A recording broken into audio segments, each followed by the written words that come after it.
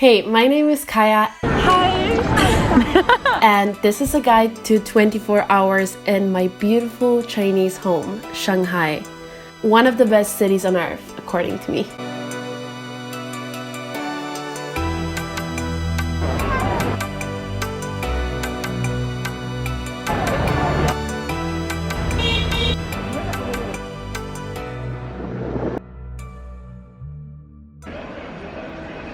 Start your day in Shanghai like the locals do with a popular breakfast pancake. Food is obviously such a big part of Chinese culture, and being able to eat street food is probably one of my favorite things about living in Shanghai. So don't be afraid to give it a try. Even if you don't speak Chinese, don't worry, you just point at what you want. The first thing on my list of top places to see in Shanghai is Jingan Temple, one of the most popular and beautiful temples in the city. It was built in 247 BC.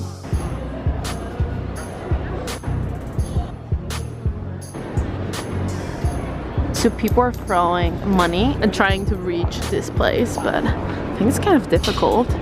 I don't think anyone is succeeding, really. It's a piece of old Shanghai where the old is blending in with the new, creating a really unique atmosphere.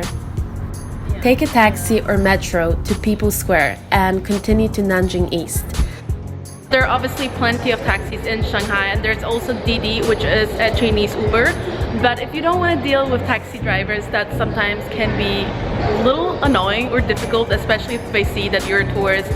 They might want to cheat you, unfortunately. So if you don't want to deal with that, metro in Shanghai is a very, very convenient way to travel around the city.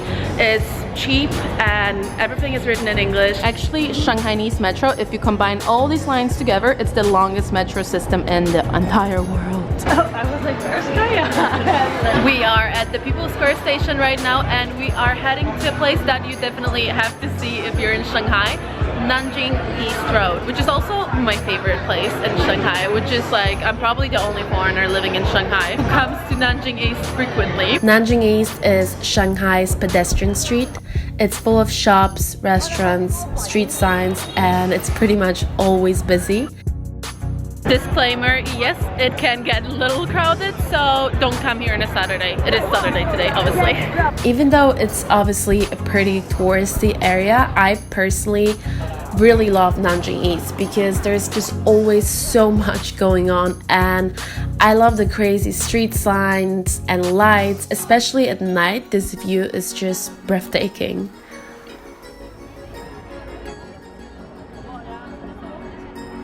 If you walk down Nanjing East, you will eventually end up in the most popular tourist spot in the city, the Bund. So a little tip is that if you're on Nanjing East, everyone would be just walking straight to see the Bund. But if you can, try to go on in one of the side alleys, side streets, like we're doing, because the main street is extremely crowded and you can barely walk there.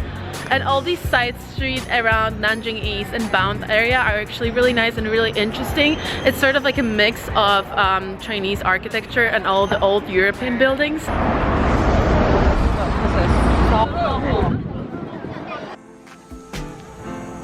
Bund is the promenade located by Huangpu River, where you can admire Shanghai's crazy skyline. Welcome to the Bund! Look how beautiful it is, isn't it? And obviously take your I've been to Shanghai Instagram shot.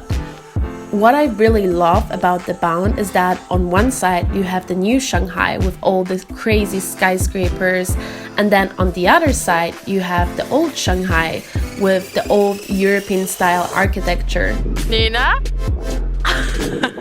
This mix of old and new is probably my favorite thing about this city.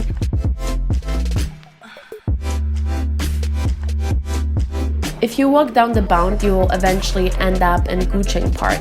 It's a park full of cats and bamboos. I think seeing at least one Shanghainese park is a must, because parks are such a great place to immerse yourself in the Chinese culture.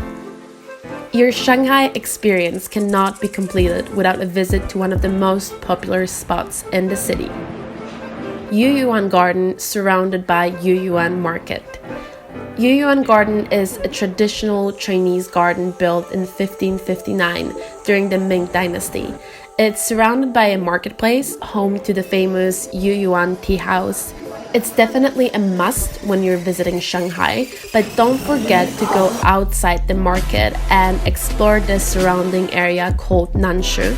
It's less touristy and way more authentic, and it's also a great place to try some local food. Hey. It's good, right? It's yummy. So good. Look at the light. So we just had dumplings, it was really good, and now we're gonna try to grab a cab and we're gonna head to Pudong, which is the modern new district of Shanghai. So this is where we're heading, this tall building, Shanghai Tower.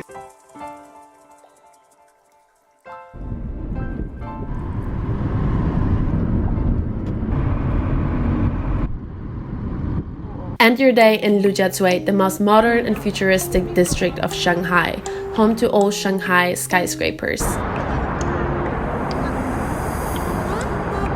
To see the view of Shanghai from above, which is pretty breathtaking, go up on Shanghai Tower. Shanghai Tower has 128 floors, and it's not only the highest building in Shanghai, but also the second highest in the world. If you're looking for a nice place for dinner, I included a list of my favorite restaurants in Shanghai in the video's description. I really hope that this guide was helpful, and I hope that you will love the city as much as I do. Enjoy!